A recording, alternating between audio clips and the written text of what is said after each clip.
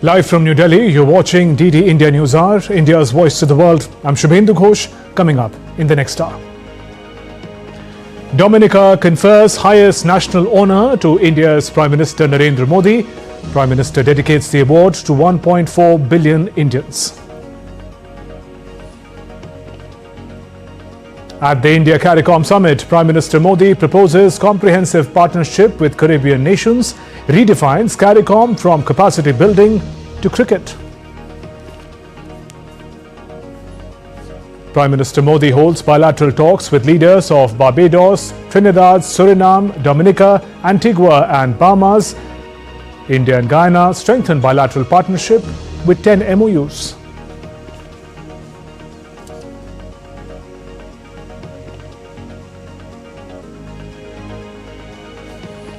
And Goa immersed in cine magic as 55th edition of the International Film Festival of India opens. Prasar Bharati launches an OTT platform called Waves.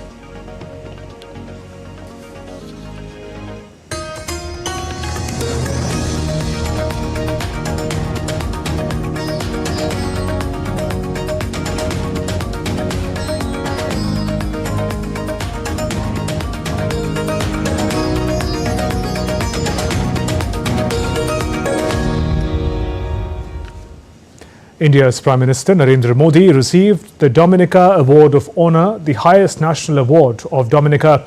The award is in recognition of Prime Minister's contributions to Dominica during COVID-19 pandemic and his dedication to strengthening the partnership between the two countries. The award was handed by Dominica's President, Sylvanie Burton. India supplied Dominica with some 70,000 doses of COVID vaccine during the pandemic in February of 2021. The award also recognizes India's support for Dominica in healthcare, education and information technology under Prime Minister Modi's leadership. ये सम्मान केवल मेरा नहीं है, बल्कि भारत के 140 करोड़ लोगों का, उनके पुरुषार्थ का, उनके संस्कार का, उनकी परंपरा का यह सम्मान है। यह गहरे संतोष का विषय रहा है कि हम कोविड जैसी आपदा के समय डोमिनिका के लोगों की सहायता कर सके। Prime Minister Narendra Modi held talks with Prime Minister of Antigua and Barbuda, Gaston Brownie. The leaders held talks on a number of bilateral issues.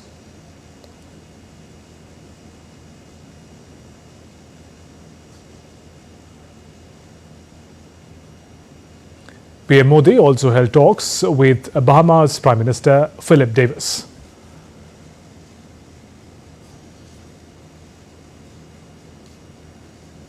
Prime Minister Narendra Modi held talks with Prime Minister of Dominica, Roosevelt Skerritt, on the sidelines of the second India-CARICOM Summit.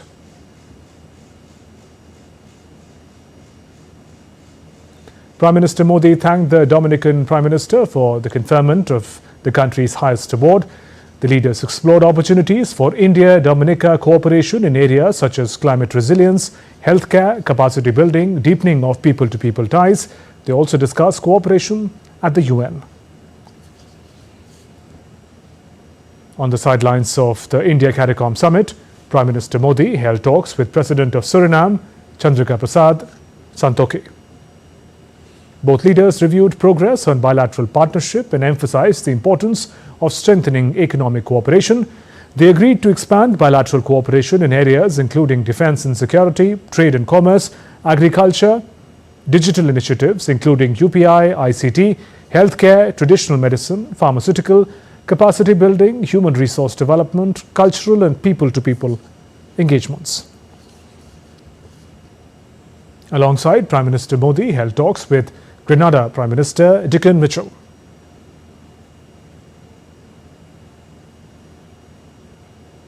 Prime Minister Modi also held talks with Prime Minister of St. Lucia, Philip J. Pierre.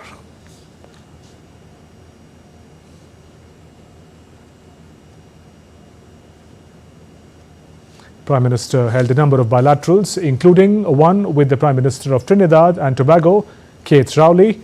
The leaders discussed ways to strengthen Trinidad and Tobago relations in areas of digital transformation, health, defense, maritime security, transportation and cultural exchanges. Prime Minister witnessed exchange of an MOU on setting up of integrated automatic fruit and vegetable primary processing activities in Trinidad and Tobago. PM congratulated Prime Minister Rowley for adopting India's flagship UPI platform. Prime Minister Modi held talks with Prime Minister of Barbados, Mia Amor Motley. The leaders explored opportunities for cooperation in diverse areas.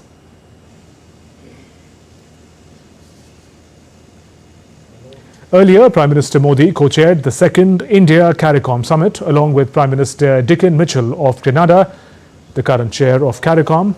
PM Modi thanked President Dr. Irfan Ali of Guyana for hosting the summit. The summit saw participation from heads of government and foreign ministers of member states. To further strengthen the India-CARICOM partnership, Prime Minister put forward a 7-pillar proposal for CARICOM.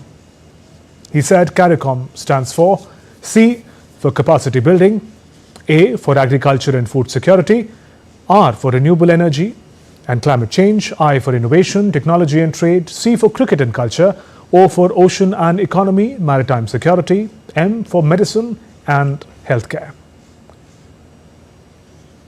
Prime Minister said that cricket is a big connecting link between India and the Caribbean nations and proposed training women cricketers of these nations.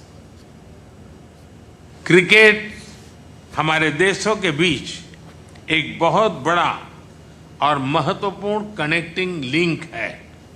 इस वर्ष आपके यहाँ हुए T20 world cup से भारतीय cricket fans का Caribbean की ओर आकर्षण और भी बढ़ा है। और यह मैं सिर्फ इसलिए नहीं कह रहा हूँ क्योंकि भारत ने ये विश्व कप जीता था।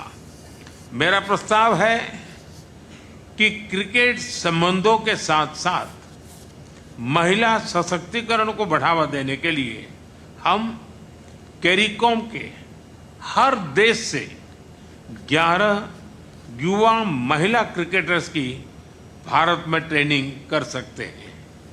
Prime Minister Modi gave a new definition to CARICOM, focusing on capacity building, agriculture, renewable energy, cricket, culture, medicine.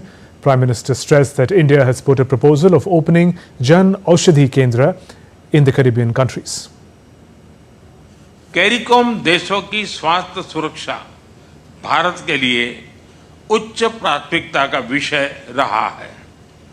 Bharat में सामान्य मानवी को quality and affordable health care प्रदान करने के लिए जन औषधि केंद्र खोले हैं। मेरा प्रस्ताव है कि हम इस मॉडल पर कैरिकॉम के सभी देशों में जन औषधि केंद्र खोल सकते हैं। भारत और सभी देशों के बीच फार्माकोपिया को मान्यता देने के लिए समझौता संपन्न किया जाए तो इस प्रयास को गति ला सकते हैं। During India-CARICOM Summit, Guyana President Dr. Irfan Ali thanked Prime Minister Modi for his selfless attributes during the COVID pandemic. He added ties between India and Caribbean are deeply rooted in shared history and enduring cultural connections. Having collectively this occasion to meet you face to face for the first time since COVID, to thank you and the people of India for your selfless attributes when you delivered to this region our first set of vaccines during the COVID pandemic. Under your visionary leadership, India has an influential voice in the international community.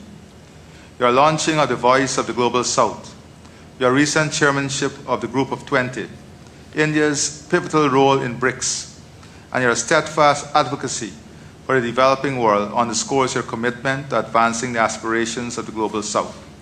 These initiatives have elevated India's stature and placed the concerns of developing nations, including the small island developing and low-lying coastal states of the Caribbean, firmly on the global agenda. India and Guyana have signed key MOUs to strengthen ties in hydrocarbons, agriculture, pharmaceuticals. Highlights include diversifying crude oil sources, promoting affordable generic medicines, and expanding India's UPI and RuPay systems to Guyana. These agreements aim to boost bilateral trade, energy security, digital inclusion, marking a new chapter in India-Guyana relations. Here's more. India and Guyana are forging a historic partnership as Prime Minister Narendra Modi embarks on his landmark visit to the Caribbean nations. This visit underscores the deepening ties between the two countries, bound by shared values and mutual interests. Prime Minister Modi and President Dr. Irfan Ali engaged in comprehensive talks, focusing on key areas such as defense, energy, health, pharmaceuticals, telemedicine, Ayurveda and capacity building. Bharat की energy security में Guyana की अहम भूमिका होगी। इस संदर्भ में long term partnership के लिए एक खाका तैयार किया जाएगा। इस विषय पर आज किए जा रहे एमओयू से हमारा सहयोग और सुदृढ़ होगा। Strengthening this robust partnership, India and Guyana signed several agreements across critical sectors, signaling a shared vision for growth and development. MOU on cooperation in hydrocarbon sector, MOU for bilateral cooperation in the field of agriculture and allied sectors, Cultural Exchange Program 2024 to 2027, MOU for recognition of Indian pharmacopoeia, MOU for implementation of Jan Aushadhi scheme, MOU on cooperation in the field of medical products, India Stack MOU on cooperation in the field of sharing successful digital solutions, MOU for enabling deployment of UPI-like system in Guyana, MOU for cooperation in collaboration in field of broadcasting, MOU between National Defence Institute Guyana and Rashtriya Raksha University, Gujarat. हम दोनों देशों के कृषि अनुसंधान संस्थानों के बीच सहयोग बढ़ाने पर भी सहमत हुए। कृषि के क्षेत्र में आज किए जा रहे एमओयू से हमारे प्रयासों को बल मिलेगा। भारत फार्मा प्रोडक्ट्स के लिए गयाना का महत्वपूर्ण स्रोत है। हम फार्मा एक्सपोर्ट्स बढ़ाने के साथ साथ गयाना में जन औषधि केंद्र बनाने पर भी काम करेंगे। Prime Minister Modi celebrated the enduring cultural connections between the two nations, emphasizing the cultural exchange program that will continue until 2027. He also hailed President Dr. Irfan Ali as a true brand ambassador of India, reflecting the close bond shared by both leaders. राष्ट्रपति इरफान अली स्वयं भारतीय समुदाय के बहुत बड़े brand ambassador हैं। आज हम दोनों देशों के बीच 2027 तक कल्चरल एक्सचेंज एग्रीमेंट पर सहमति बनी है। इससे हमारे पीपल टू पीपल टाइज और मजबूत होंगे। Dr. Irfan Ali acknowledged India's expertise in vaccines, urban development and agriculture, highlighting these as key areas of collaboration. Praising Prime Minister Modi's leadership, he called him a champion among leaders for his significant contributions to the developing world. You are a champion among leaders. You have led incredibly. You have shown the light to the developing world, and you have created a development matrix and framework that many are adopting in their own country, and much of it is relevant to us here in Guyana. In a heartwarming gesture, Prime Minister Narendra Modi and President Ali participated in the Ek Ped Maa Ke Naam initiative by planting a sapling in Georgetown. Adding to the significance of the moment, President Ali was joined by his grandmother and mother-in-law, symbolizing respect for maternal bonds and shared values. With Siddharth Bardwaj, Bureau Report, DD India. Still to come on DD India News Hour. Hamas says Israeli hostages can be freed only if Gaza conflict is ended.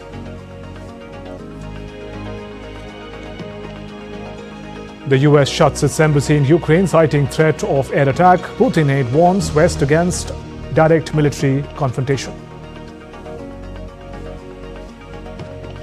Hong Kong's pro-democracy tycoon Jimmy Lai testifies for the first time in a landmark trial.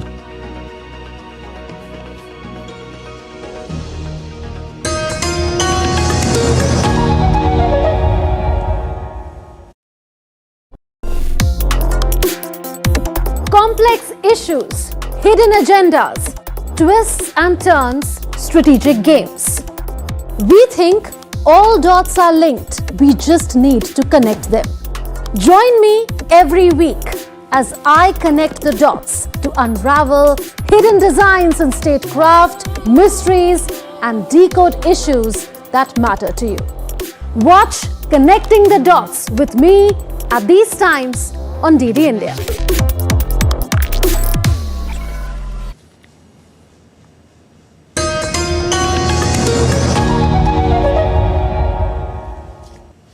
Welcome back. You're watching DD India News Hour. I'm Shubhendu Ghosh. Hamas's acting Gaza chief Khalil al-Hayya said in an interview on Wednesday that there would be no hostages for prisoner swap deal with Israel unless the war in the Palestinian enclave ends. Efforts to negotiate a truce for Gaza have stalled.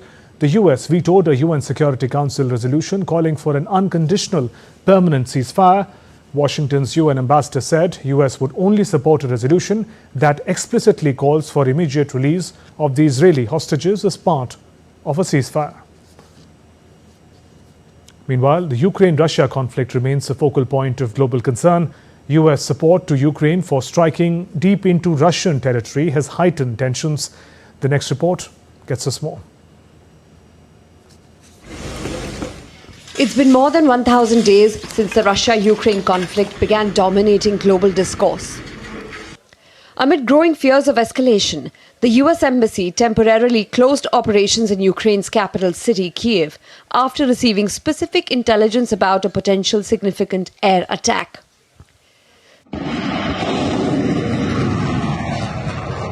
This development follows the United States' decision to allow Ukraine to strike targets deep inside Russia using American-made weapons.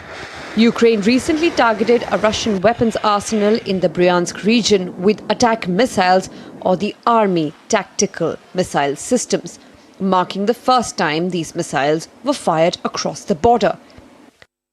The Biden administration's significant policy shift prompted a response from Russian President Vladimir Putin, who on Tuesday signed a decree expanding the circumstances under which Moscow could use nuclear weapons against a non-nuclear state, if that state is supported by nuclear powers. The US has not adjusted its nuclear posture in response to Russia's updated doctrine. Meanwhile, Ukrainian President Volodymyr Zelensky and his advisors are preparing for the possibility of a second Trump presidency, as the candidate has expressed criticism of US aid to Kyiv in the past. Bureau Report, DD India.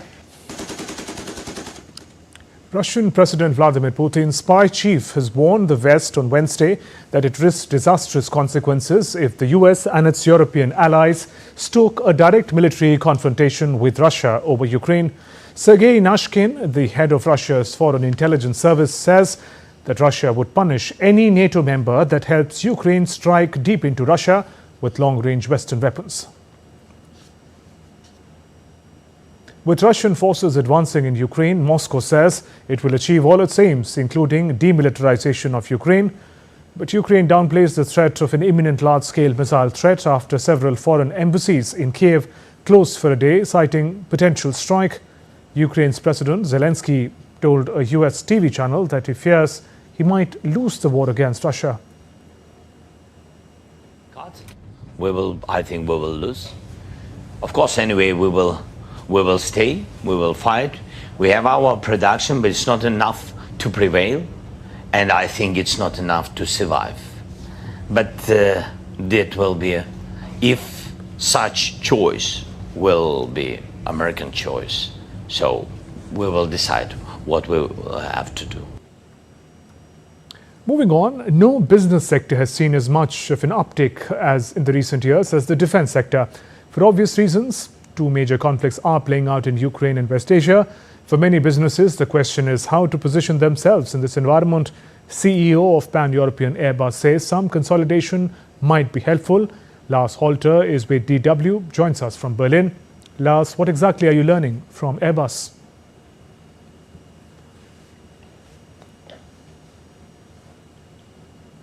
Thanks for having me. Yes, indeed, the group's CEO, Guillaume Faury, says that Europe's space industry, he initially started with that, but later expanded his comments to defense, needs to restructure and consolidate in the face of a private US competition and investments in China and elsewhere. To quote Monsieur Faury, he says, we are fragmented in a world where some giants have emerged, especially in the US, but not only. They are also growing in China. As for the US, SpaceX has become a giant in the field, supplying NASA with rockets and technology and pretty much single-handedly saving the country's space program. Now, SpaceX is obviously owned and run by Elon Musk, who is now President-elect Trump's best buddy.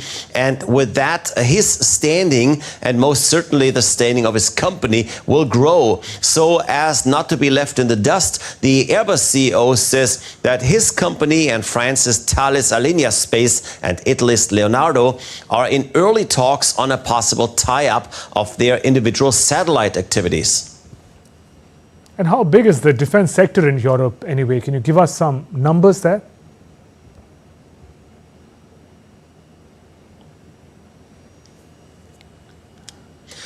I guess the most interesting number is on the growth we've seen in the sector. EU defense spending has increased by 31% since 2021 and is expected to reach 326 billion euros this year. That is according to figures from the European Defense Agency. Now, that figure represents 1.9% of the European Union's gross domestic product. And that's another interesting number because it's just shy of 2%, and that is the magic number that's been discussed for so many years now. It used to be the number NATO countries were expected to spend on defense, but following the rise of Trump in the US and taking into account the possibility that the US will be less interested in the NATO than it used to be, it is widely expected that European countries will spend more.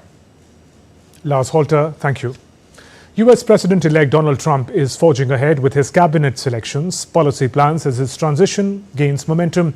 From healthcare reform to economic strategies, Trump's latest announcements promise a mix of continuity and innovation. Nupur Praveen gets us more. US President-elect Donald Trump isn't just building a cabinet. He's assembling a cast for what promises to be a headline-making presidency. Donald Trump has tapped celebrity doctor Mehmet Oz, a Turkish-American doctor, to lead the Center for Medicare and Medicaid Service, an agency that is responsible for the healthcare of millions of Americans. Dr. Oz transitioned from cardiothoracic surgery to television fame via the Oprah Winfrey Show and his 13-season Emmy-winning show, The Dr. Oz Show. Oz is another addition to the unconventional health team after Trump tapped Robert F. Kennedy Jr. as Secretary of Department of Health and Human Services. Together they will target what Trump calls the illness industrial complex. The billionaire co-founder of World Wrestling Entertainment, Linda McMahon, has been appointed as Education Secretary in the new Trump administration. She is a long-time Trump supporter and brings loyalty and experience to the role. She is also the co-chair of Trump's transition team. Trump has chosen Howard Lutnick, CEO of Cantor Fitzgerald, to lead the Commerce Department. Lutnick shares Trump's vision of bringing back manufacturing jobs and integrating cryptocurrency into US economic policy. Trump also joined his closest ally at the moment, Elon Musk, on Tuesday at SpaceX's latest Starship test launch in Texas, signaling interest in space exploration. Meanwhile, in New York, the Manhattan District Attorney's Office has delayed sentencing in Trump's hush money case, giving prosecutors time to counter his expected dismissal motion. This marks another legal hurdle for the president-elect. From reshaping healthcare to rethinking the economy, Donald Trump's transition is as controversial as it is ambitious. As January approaches, the world is watching to see how these bold choices will define his presidency. Nupur Praveen for DD India. Jailed Hong Kong media tycoon Jimmy Lai defended his newspaper, Apple Daily, as a strong advocate for democracy and freedom during his national security trial on Wednesday.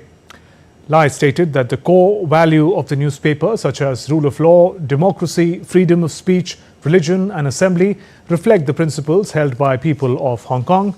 While Beijing slammed Lai as an agent and lackey of anti-China forces, the Foreign Ministry spokesperson Lin Jian said Lai is the main plotter and the participant of the anti-China chaos in Hong Kong.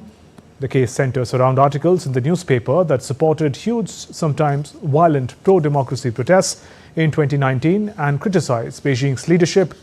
76-year-old has been imprisoned for nearly 4 years, could face a life sentence. A Russian government delegate, Alexander Kozlov, met North Korean officials in Pyongyang on Tuesday. During the visit, both the countries discussed bilateral cooperation in different fields, including trade, economy, science and technology.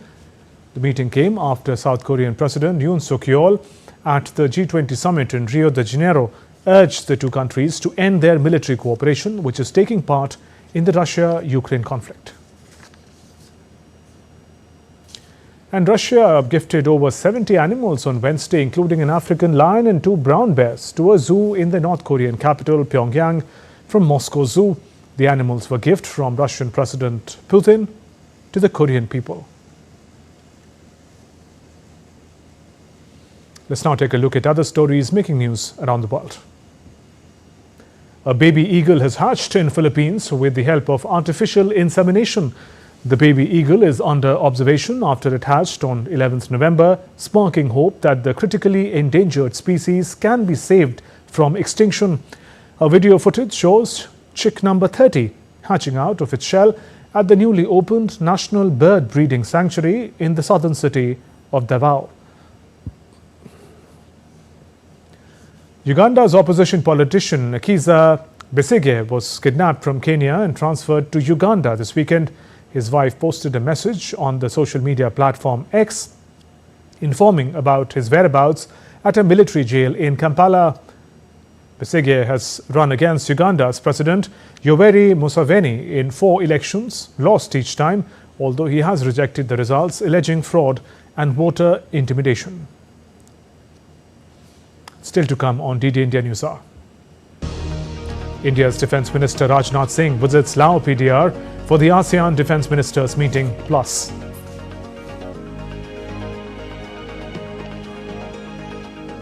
India holds state elections in Jharkhand and Maharashtra.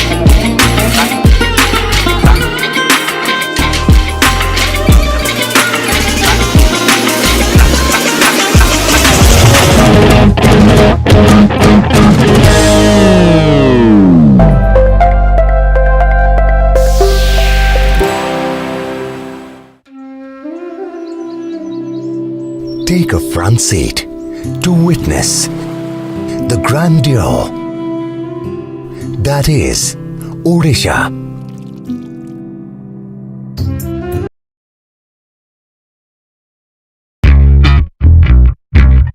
I'm on a quest to explore the history of Goa.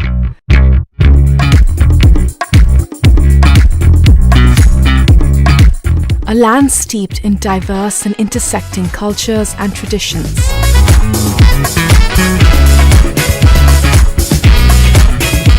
I think this is one of my favorite pieces of art in the city. Here, influences from multiple faiths coalesce in beautiful ways. From religious sites to charming villages and vibrant streets.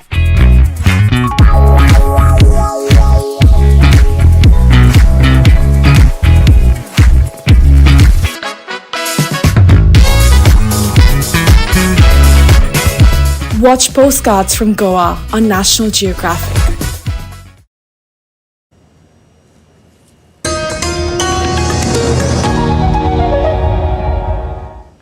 Welcome back. You're watching DT India News Hour. I'm Shubhendu Ghosh. Our top stories. Dominica confers highest national honour on India's Prime Minister Narendra Modi. PM dedicates the award to 1.4 billion Indians. At the India-CARICOM Summit, Prime Minister Modi proposes comprehensive partnership with Caribbean nations, redefines CARICOM from capacity building to cricket. PM Modi holds bilateral talks with leaders of Barbados, Trinidad, Suriname, Dominica, Antigua and Bahamas. India and Guyana strengthen bilateral partnership with 10 MOUs.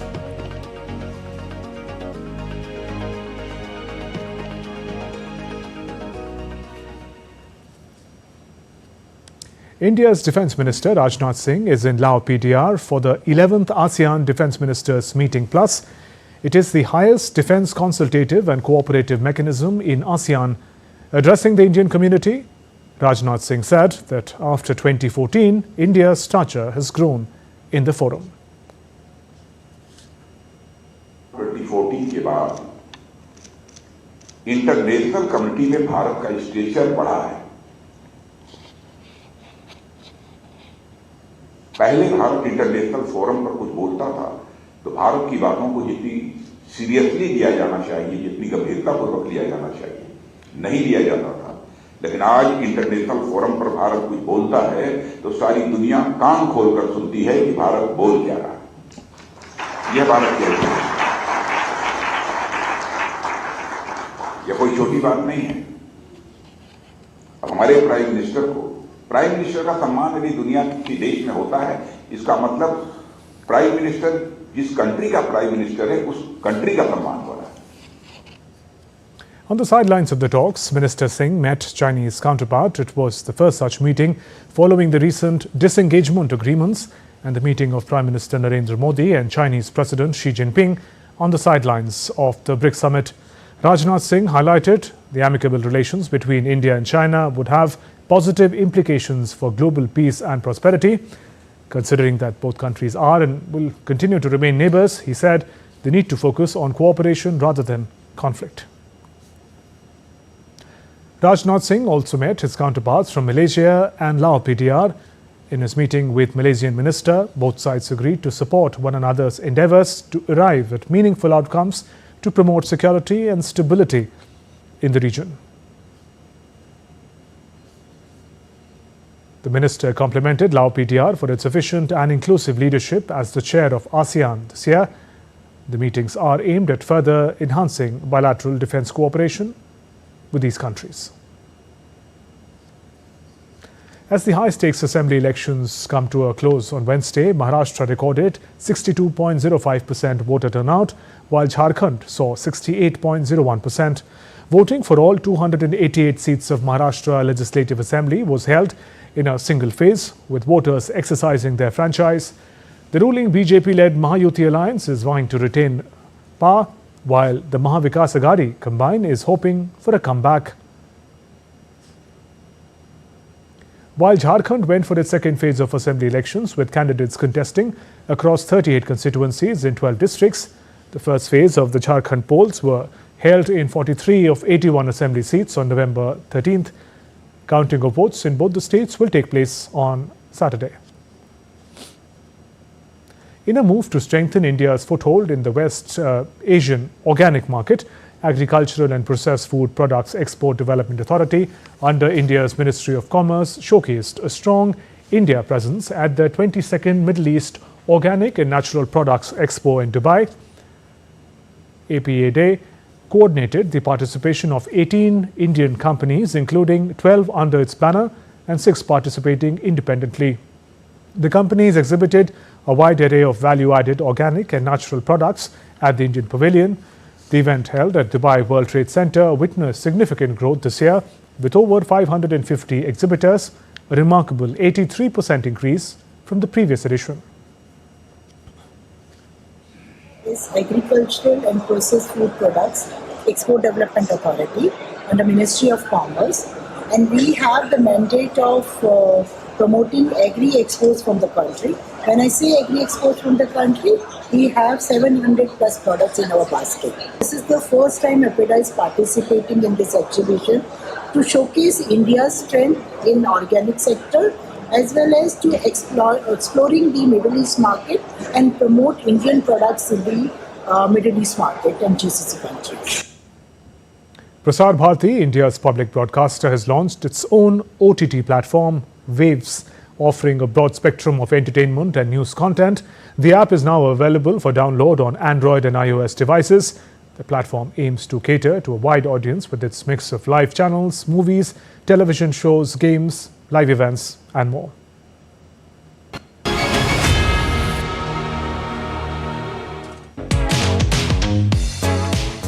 The 55th edition of the International Film Festival of Goa kicked off in grand style with the launch of many firsts and new initiatives in order to cater the global cinema market. And in a significant development for the Indian digital media landscape, Prasar Bharati's much-awaited OTT platform went live during IFFI with its official launch at the prestigious international festival.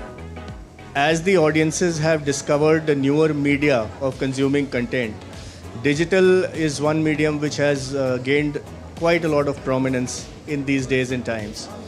So it is only fitting that Prasar Bharati also forays into this domain. And one of the advantages of this would be also that the content would be available to all audiences, even if they are in the remotest parts of the country or even outside the country. There is a lot of demand for Indian content across the board, across the world. The Indian settlers in various countries also remember their times here in India through these programs. And of course, they want to keep updated with the news, with the entertainment of Indian origin. We will also be making provisions for sharing some of the informative content that is being produced by the ministries of Government of India, by various state governments, and some rare archival material of photographs, of magazines and journals and e-books. We would also be providing facilities for e-games.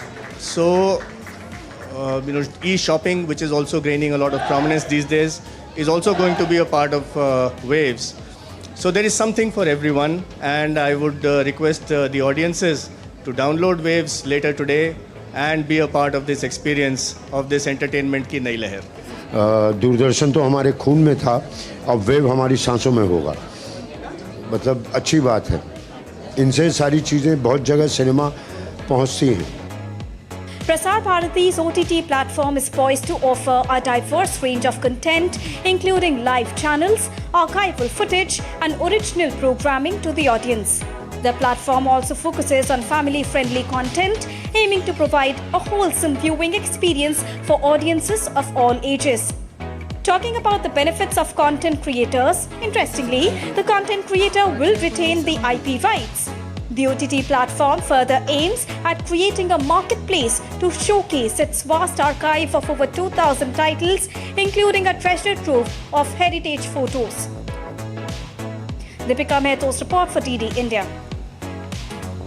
This is a preview file.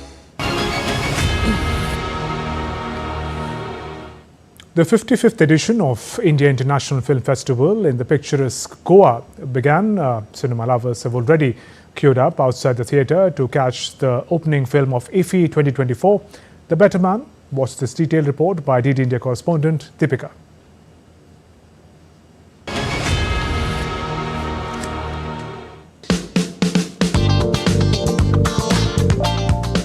The 55th edition of IFFI opened with grand style in Goa, showcasing a rich landscape of cinema and culture.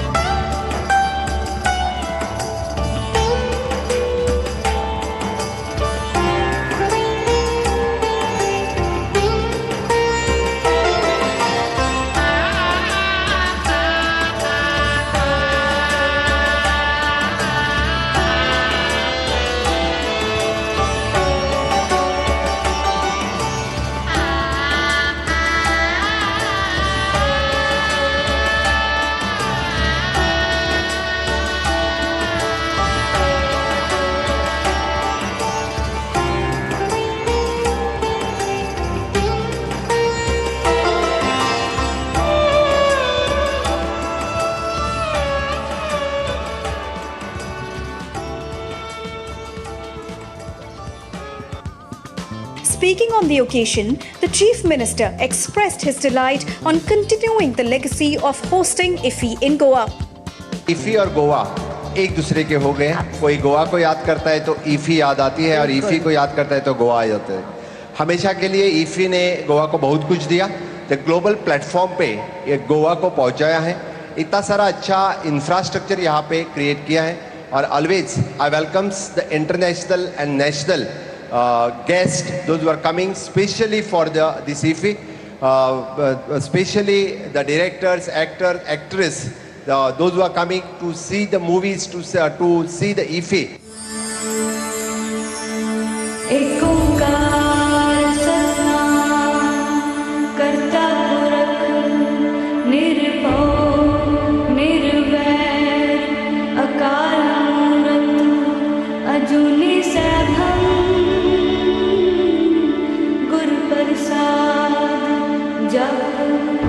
आद सच जुगाद सच है भी सच नानक होसी भी सच।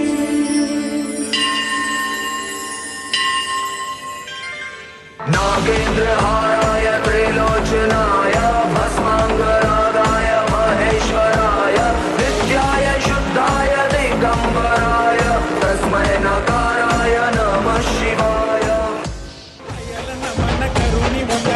Manduna, ida jawala, ida gawala, ida padala, ida mandalina.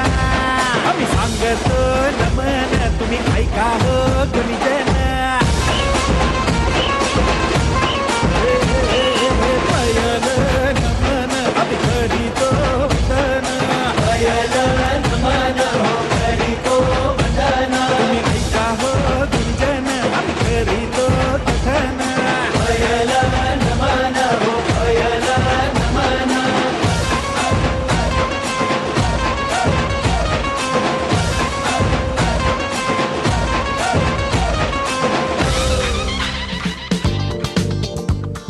The Minister of Information and Broadcasting, Ashwini Vaishnaw, shared his thoughts through a video message.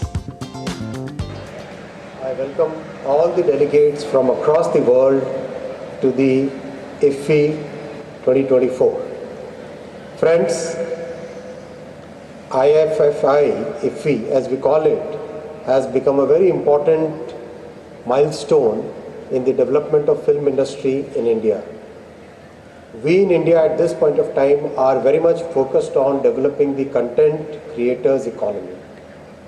We have a very vibrant creators economy where people are coming up with very innovative content, showcasing some of the rich heritage of India, the cuisines of India, the culture of India, some of the gems of Indian language and literature are being presented by the content creators in very interesting ways. So we believe that with the addition of technology and the development of the creators ecosystem, India can play a major role in the way the creators economy is shaping up. We welcome you all to this edition of IFFI, and we hope that your stay in Goa will be very interesting. We hope that you'll find new partnerships and develop new ideas here. We hope that some of the youngsters will get mentors. We hope also that many of the ideas that you share with us will help us shape the direction of the industry in the coming years. Thank you very much. Wish you all the very best. The Secretary to the Ministry of Information and Broadcasting spoke on the importance of the event and how IFFI is adding more to the world. IFFI is a great medium for us to take this content outside. And when it comes to Film Bazaar, the idea is that the future is now. Absolutely. This festival is actually dedicated to the young filmmakers. And the idea was to get the young filmmakers the right market. And that's why the Film Bazaar is a huge property this year. Yes. We have close to 1,600 entries. That's and incredible. some of these are at the initial stage, story stage, co-production stage. All these movies are now on offer for somebody to co-produce. A lot of people have come from world over. Plus we also have the Creative Minds of Tomorrow, where 100 finally selected entries have now come here to IFFI to show their wares. And that's again a huge promise that these guys have for our future. So cinema is definitely being given out to the next generation in a befitting manner is our point when it comes to Film Bazaar. Prasar Bharati, who's the official broadcaster of IFFI, made special arrangements to make this event look grand and accessible to each part of the country. Red carpet always remains the main attraction of IFFI, and this time around, the event was passed with the walk-in of not only just the celebrated stars from across the world, but also young and creative minds, debutantes, and female filmmakers in large numbers. Apart from that, the event also witnessed a special act by the country of focus, Australia. To touch the historical perspective, a special performance by Sunny Kaushal and Sanya Malhotra enthralled the spectators that showcased the journey of Indian cinema.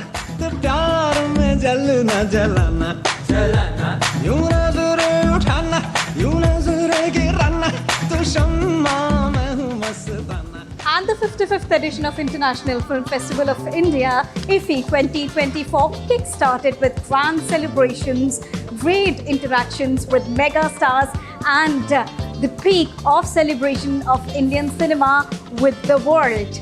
With camera person Alok, this is Deepika reporting for DD India. More from IFFI. Chakeb is an Algerian film director whose films got nominated for the prestigious Oscars. Walking the red carpet at the 55th edition of IFFI, he expressed happiness and also shared his experience being in India for the first time with DD India's Deepika. We have with us the director of Algeria. His film has been shortlisted for the Oscars as well. First of all, many congratulations to you from Oscars to IFFI. How the journey has been for you? It's amazing because our movie has tremendous. It's a beautiful, festival route. We went in the US, in USA, in Canada, in Egypt. Now here in India with this prestigious festival. It was a dream to come to India. It's my first time, actually, my first day. So to have my film screening tomorrow morning, it will be amazing. And I just wanted to see the reaction of the Indian audience in the Q&A, to share with them all their thoughts about the movie, how the relationship between India and Algeria, because there's a lot in common, I think. And it's not only about the commonality that both the countries share, but also the bilateral relationship that both the countries share are flourishing. What has so far been your experience of India's audience? Because India is witnessing a transformational journey when we talk about their cinematic experience. Yeah, it's true. Everybody saw all the movies from Bollywood.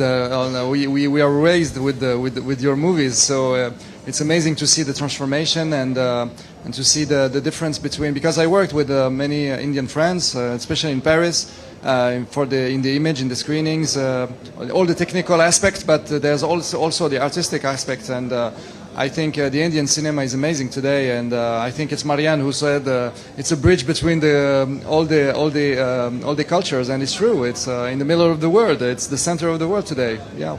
And also when we talk about the kind of technological changes that we are witnessing, from VFX to animations to adding the touch of creativity every time in world cinema, what is your view on that?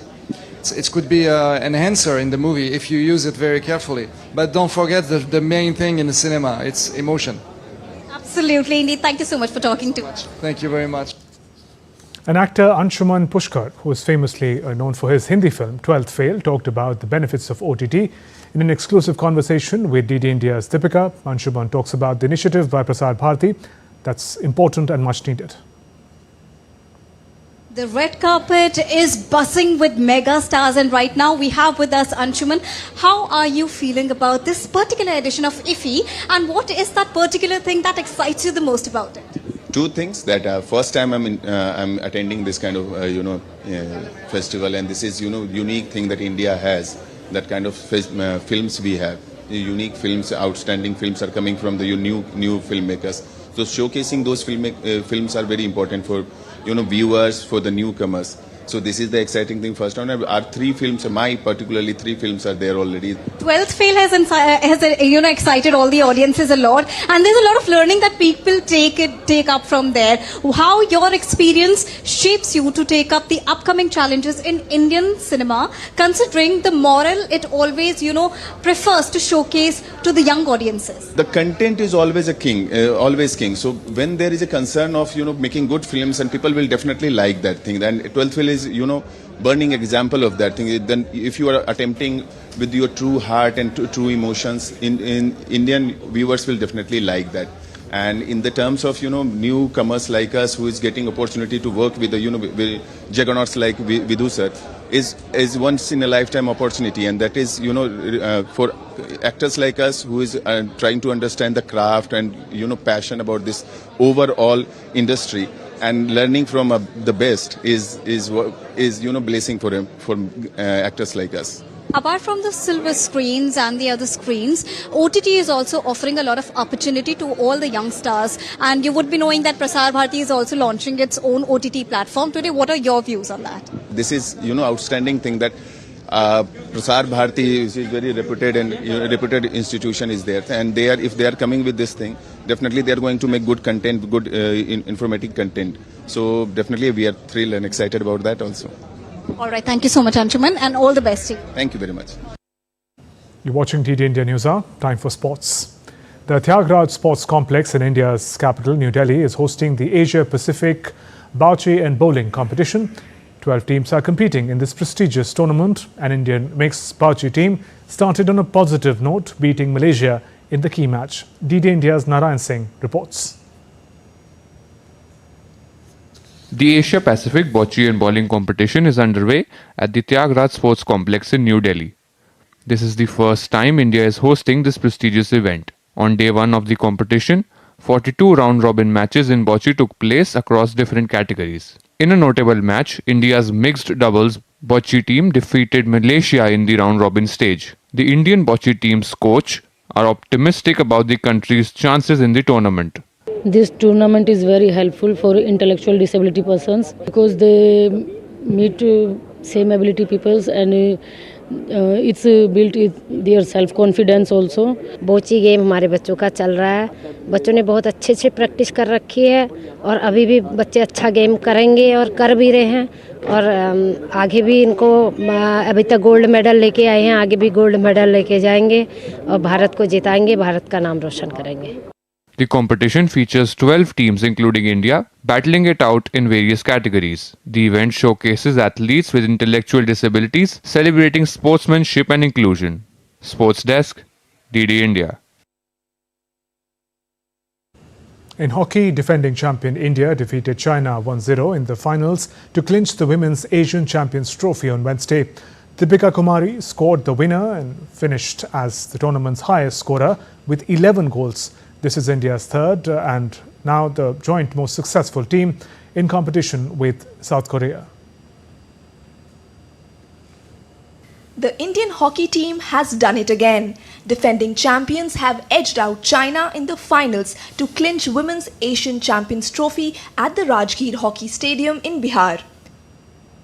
Deepika Kumari scored the winning goal as India defeated China 1-0 in the summit clash. She finished as the tournament's top scorer with 11 goals.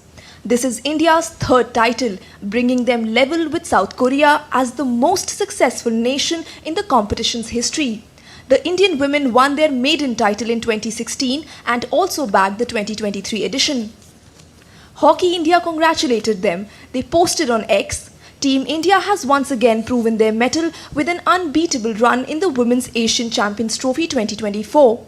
After the heartbreak of the Olympic qualifiers earlier this year, our girls have bounced back with unparalleled resilience and confidence, dominating the tournament from start to finish. This victory is a testament to their strength, skill and unwavering determination. Both sides came close to scoring from penalty corners in the second quarter, but the goalkeepers stood strong to keep the opening half goalless. Deepika could have doubled her tally after winning a penalty stroke, but Chinese goalkeeper pulled off a brilliant save. The Indian defence held on resolutely in the final quarters and secured the record equalling title. Sports Desk, DD India. That's all for this edition of DD India News Hour. Let us know your thoughts on the news of the day. For those on the go, you can get all the latest news and updates from India and across the world on DD India mobile app. The app is available on both Android and iOS platforms. Scan this QR code on the screen to download now. We'll be back with more news as it breaks here on DD India. I'm Shubhendu Ghosh, and from all of us here in Delhi, thanks for watching DD India News Hour. Namaskar.